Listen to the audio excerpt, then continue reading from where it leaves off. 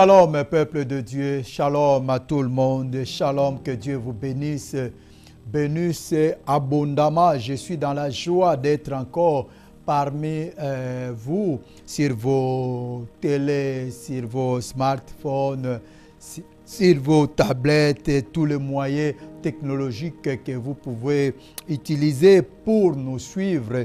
En tout cas, que Dieu vous bénisse parce que je dis toujours, il y a ceux qui sont fidèles à suivre ce message les jours qui passent, parce que ça se passe sur le OneTV.org et ça se passe le jour de lundi. Et il y a ceux qui sont vraiment fidèles à attendre cela le lundi à 19h30 sur OneTV.org.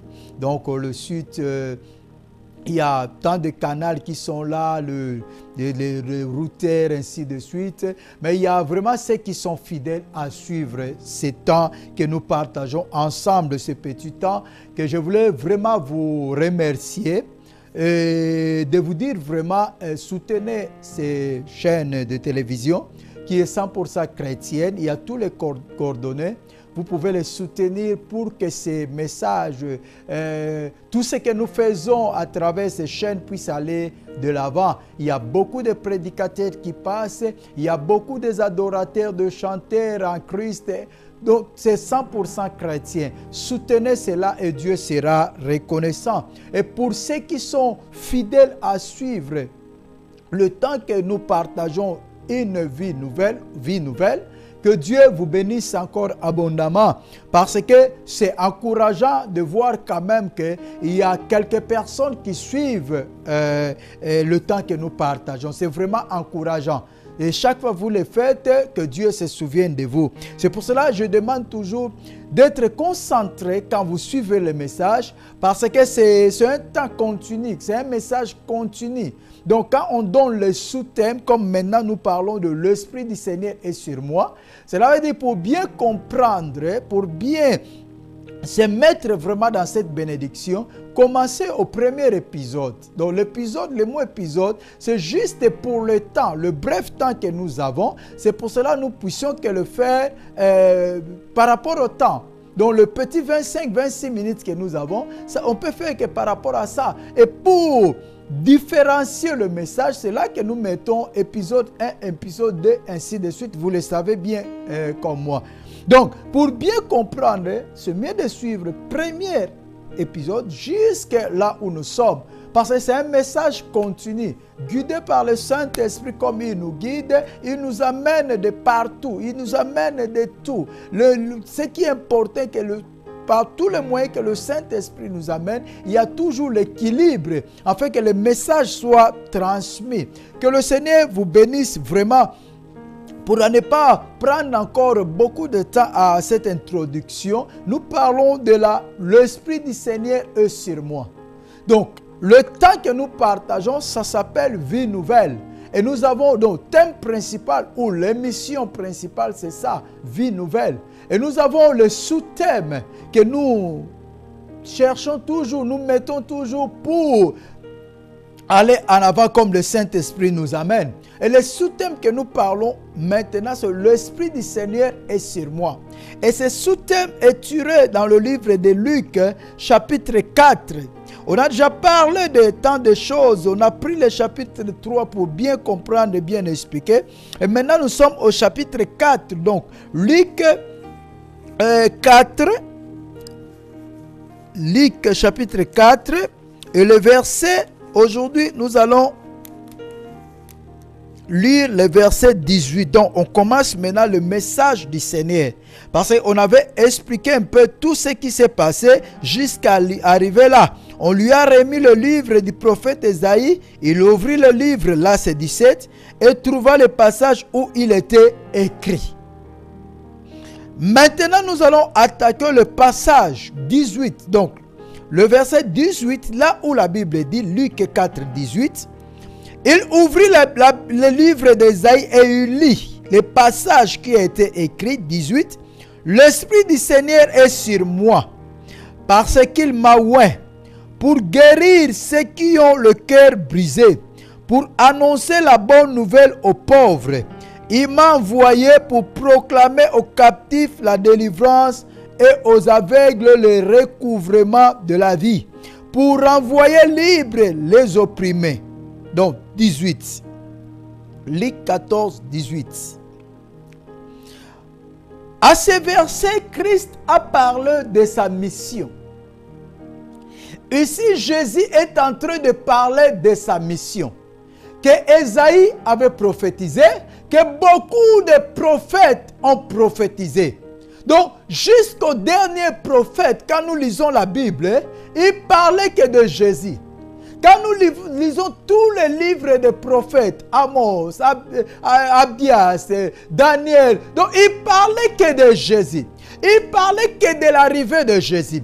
Et chacun, comme Dieu est souverain, il donnait à chacun une partie de la mission, des missions de Jésus. Donc, il donnait à tout et chacun une portion afin de montrer ce qui devait arriver, afin de parler de ce qui devait arriver. Donc, depuis le livre de Genèse, quand au commencement, on parlait déjà de l'arrivée de Messie. On parlait déjà de ce qui devait arriver. On parlait déjà de la croix. On parlait déjà de toutes les choses. Donc, la Bible décortique en fait la vie de Jésus. Comment il devait arriver, comment il devait mourir, comment il devait ressusciter, comment il devait retourner et comment il retournera encore pour juger le monde. La Bible parle de tout. Et tout a été parlé. Si nous lisons l'Ancien Testament, nous verrons toutes ces choses. Donc Jésus a été déjà détaillé avant qu'il vienne. Il a été déjà mis à nu avant qu'il puisse monter sur la croix. Il a été déjà frappé avant qu'on puisse parler des tortures qu'il avait subies sur son corps. Donc tout a été déjà planifié, tout a été déjà fait. Ça c'est la supériorité de Dieu, ça c'est l'amour de Dieu, ça c'est la souveraineté de Dieu, ça c'est ce qui est Dieu, ce que Dieu est. Que nous ne puissions pas définir exactement avec nos petits vocabulaires. Parce que personne ne peut expliquer exactement ce que Dieu est. C'est pour cela, il y a d'autres fois quand les gens me posent la question, qui est Dieu? Je dis Dieu est Dieu. Il n'a pas la définition. Il est Dieu. C'est impossible parce que nous connaissons vraiment en partie. Nous connaissons en partie. Il n'y a personne qui peut expliquer exactement ce que Dieu est. Il n'y a personne.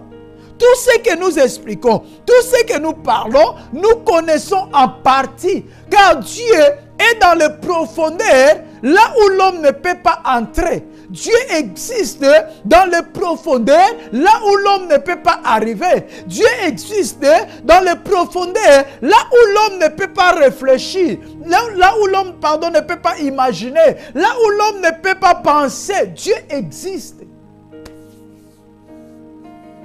Au milieu de montagnes, là où l'homme n'est pas arrivé, là où l'homme ne sait même pas ce qui est dedans, Dieu est là.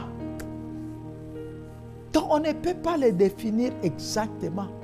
Nous connaissons en partie selon son esprit, quand il s'inspire à nous, quand il nous inspire des choses, c'est là que nous puissions parler. Mais définir Dieu exactement, comme on peut définir quelque chose ou une personne, non, personne ne peut le faire, personne. Et la Bible dit, quand on lui a remis ce livre, il a lu, donc il explique maintenant sa mission, ce qu'il est venu faire.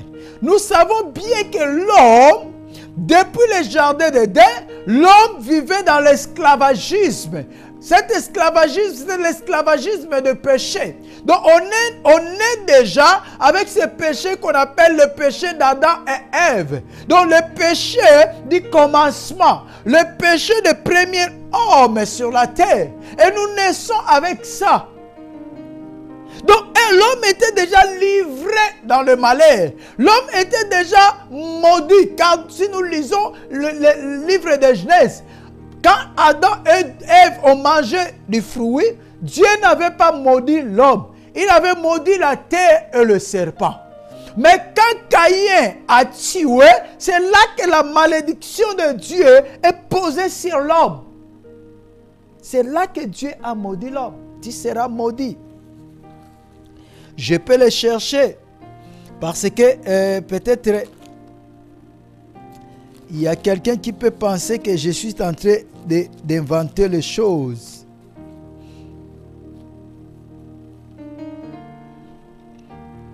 Je peux le chercher. Alors, l'Éternel dit que je suis dans le livre de Genèse 4.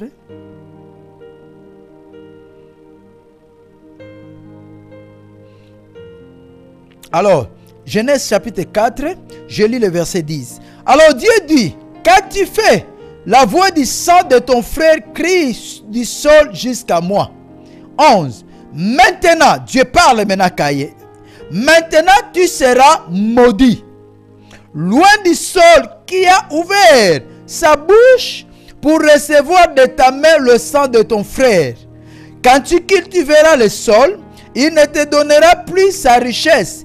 Tu seras errant et tremblant sur la terre. Caïn dit à l'Éternel, le poids de ma faute est trop grand pour être supporté. Donc au verset 11, nous voyons clairement, Dieu parle à Caïn et lui dit, maintenant tu seras maudit. Maintenant tu seras maudit. Mais avant, il avait maudit la terre. Il avait maudit le serpent, mais pas l'homme. Mais quand l'homme a commis maintenant le meurtre, quand l'homme est arrivé à avoir ce cœur mauvais, jusqu'à tuer son frère, c'est là que Christ nous dit, on vous a été dit, on vous a été dit, celui qui tuera son frère a commis un péché. Mais moi je vous dis, si tu te mets en colère, rien que la colère, c'est ce que nous appelons, on le dit comme ça, rien que la colère, comme si c'est vraiment rien. Or Christ nous dit, si tu te mets en colère contre ton frère ou ta sœur, tu l'as déjà tué. Parce que ça arrivait comment? Caïn s'est mis en colère. Il y a eu la jalousie et il est allé loin de la jalousie. Il s'est mis en colère. C'est crise de colère qui a fait qu'il puisse tuer son frère. Donc le fait de se mettre en colère contre quelqu'un, tu l'as déjà tué. Cette personne n'existe pas. C'est pour cela que nous devons faire vraiment beaucoup d'attention de nos actes, les chrétiens. Beaucoup aujourd'hui, nous prenons la parole à la légère. On s'habitue, il y a même ceux qui imposent Dieu de leur pardonner. Bon, je fais, Dieu va me pardonner. De toutes les façons, Dieu va me pardonner. Donc, ça devient comme quelque chose, comme un mérite. Donc, ça devient comme quelque chose d'obligation. Ça devient comme quelque chose accuse. Non. Bon, de toutes les façons, Dieu me connaît, il va me pardonner. Donc, on prend Dieu à la légère. Et on ne fait pas cas aux Écritures, bien-aimés. C'est pour cela que nous voyons beaucoup de choses dans nos vies.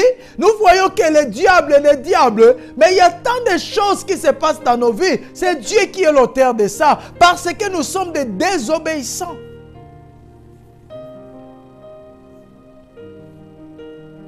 Jésus étale sa mission. Il est venu pour libérer l'homme de ce que l'homme a fait, de ce que l'homme avait fait, de ce que l'homme avait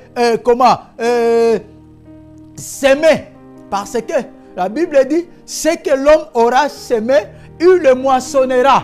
L'homme a moissonné ce qu'il a semé. C'est ce que nous continuons à vivre jusqu'à aujourd'hui.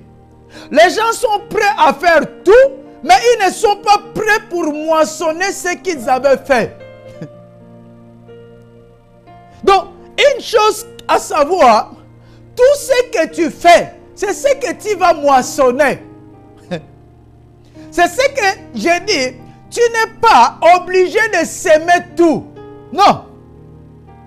Tu n'es pas obligé de s'aimer toutes choses. Mais à savoir, tu es obligé de moissonner ce que tu as semé. Ça, c'est obligatoire. Parce que Dieu est juste. Il dit dans sa parole, on ne se moque pas de Dieu. Ce que l'homme aura semé, il le moissonnera. David, l'homme selon le cœur de Dieu, il a semé le meurtre. Il a tué Uri. Parce qu'il voulait prendre la femme d'Uri. Il a pris même. Et quand il a compris ce qu'il avait fait, pour camoufler ses péchés, qu'est-ce qu'il a fait? Il a envoyé le messager pour dire qu'on puisse mettre Uri au front afin qu'il soit tué. Aux yeux des hommes, il n'y avait rien. Aux yeux humains, il n'y avait rien. Mais Dieu voit nos cœurs. Dieu voit ce que nous complotons, ce que nous préparons dans nos cœurs. Et dans nos cœurs, quand Dieu voit, il nous fait, donc cela veut dire, nous moissonnons ce que nous sémons dans nos cœurs. Même si aux yeux du monde, ça peut être une bonne chose que tu as fait. Mais si tu avais fait avec un mauvais cœur, si tu avais fait avec un cœur de nuire à quelqu'un, à savoir que tu vas récolter selon ton cœur, pas selon ce que les gens voient. Parce que ce que les gens voient, ce n'est pas toujours ce que Dieu voit. Dieu voit ce qui est dans nos cœurs. Pour les gens, c'était normal. Uri, c'est un brave soldat. Il faut qu'on le mette au front afin que la guerre puisse se finir. C'est quelqu'un qui combat très bien. Ça, c'est l'image humaine. Mais au-dedans, au cœur de David, c'était qu'on puisse le mettre le devant de tous afin qu'il soit tué. Pour que lui, David, puisse justifier son péché ou cacher son péché. Mais la conséquence, nous savons, non? Dieu a dit à David, la mort est entrée dans ta maison, dans ta famille. Et qu'est-ce qui s'est passé? Il y a eu exactement la mort. Ce n'était pas seulement la mort de l'enfant qui était né. Non, ce n'était pas seulement ça. Mais il y a eu quoi? Salomon est né après. Parce que Salomon est né de la femme de Uri. Donc, Salomon est né après. Mais qu'est-ce qui s'est passé? Entre les enfants de David. Donc, son fils a violé sa fille, sa sœur.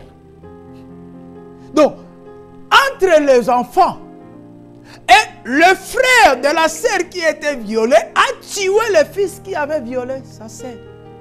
La mort est entrée. Son fils Absalom commence à pourchasser son père David. Jusqu'à ce que son fils a pris les concubines de David pour sortir ou coucher avec. C'est ça, moissonner ce que tu avais semé. David avait semé quoi? Il a pris la femme d'autrui pour faire sa femme. Et son fils propre a pris ses femmes pour coucher avec. C'est ça, moissonner ce que tu as semé. C'est pour cela, bien-aimés, soyons attentifs. Soyons attentifs. Parce que Dieu est juste. Dieu ne sera jamais injuste. Dieu est juste même pour les injustes. Même pour les païens. Parce qu'aujourd'hui, les gens pensent que, comme je suis chrétien, moi je crains Dieu, alors je me permets, j'ai le droit de faire du mal aux païens. Non, Dieu est juste même pour les païens. Dieu est juste même pour les païens. Il faut vraiment choisir la semence que tu vas semer. À savoir que semer n'est pas obligatoire. Mais récolter ce que tu as semé, c'est obligatoire. Tu peux demander pardon à Dieu. David a supplié Dieu, l'homme selon le cœur de Dieu que je parle. Il a supplié Dieu. Dieu l'a dit oui, je te pardonne. Mais, loi de la semence, c'est récolter. C'est récolter. Faisons attention, vraiment très attention à ce que nous sémons. J'insiste là-dessus parce que beaucoup de chrétiens aujourd'hui pensent qu'ils ont le droit sur les autres. Non, Dieu n'a pas dit que dominer les hommes. Non, Dieu a créé l'homme pour dominer. Mais pour dominer quoi? Il a créé l'homme pour dominer les animaux. Dominer sur les animaux. Il a bien expliqué. L'homme a changé les Écritures aujourd'hui parce que l'homme veut faire sa volonté et non la volonté de Dieu. Quand Dieu a créé l'homme, il n'a pas dit que tu domineras sur l'homme. Non, non, non. Genèse 1, 28. Dieu les bénit et Dieu leur dit, soyez féconds, multipliez-vous, remplissez la terre et soumettez-la. Dominez sur les poissons de la mer, sur les oiseaux du ciel et sur tout animal qui rampe sur la terre. Dieu parle de dominer. Il a donné à l'homme le pouvoir de dominer, mais non sur l'homme. Non, il a donné le pouvoir de dominer sur les poissons, sur tout ce que nous avons lu. Et non sur l'homme. Aujourd'hui, l'homme cherche à dominer l'homme. L'homme cherche à être supérieur de l'homme. Et on se permet des fois de penser que j'ai le droit d'offenser celui-là parce qu'il est païen. J'ai le droit d'injurier celui-là parce qu'il est païen. Non. D'abord, offenser c'est péché. Injurier c'est péché. Tout le mal est péché. La seule chose que Dieu nous a permis sur l'autre, c'est aimer l'autre. Peu importe la manière qu'il est. L'aimer. C'est la seule permission que nous avons. C'est aimer l'autre. Seule domination que nous avons sur l'homme, c'est l'aimer. La seule domination. Il n'y a pas une autre. Si tu veux dominer sur l'autre, il faut l'aimer. C'est ça, la domination sur l'autre. Ce n'est pas le maltraiter, ce n'est pas le ridiculiser, ce n'est pas l'anéantir. Non, non, non. Dieu n'a envoyé personne pour dominer sur personne, sur l'autre. Non. Dieu n'a envoyé personne pour être, je ne sais pas, maître de... Non. Nous sommes traités de la même façon devant Dieu. Uri n'était pas l'homme selon le cœur de Dieu, mais la vengeance de Dieu vers l'homme selon son cœur, David, a été juste. Parce que Dieu est juste, même pour les injustes. Dieu restera juste. Il ne sera jamais injuste. Faites attention, toi qui traites les autres, je ne sais pas comment, indignement, toi qui traites les autres comme tu penses bon, parce que toi, selon toi, tu es le créateur, tu as le droit de traiter les autres comme tu le veux. Non, peu importe leurs états, mais ce sont des créatures de Dieu. Et Dieu ne nous a pas donné cette permission de dominer sur l'homme, sur l'humain. Non. Faites attention à ce que tu sèmes.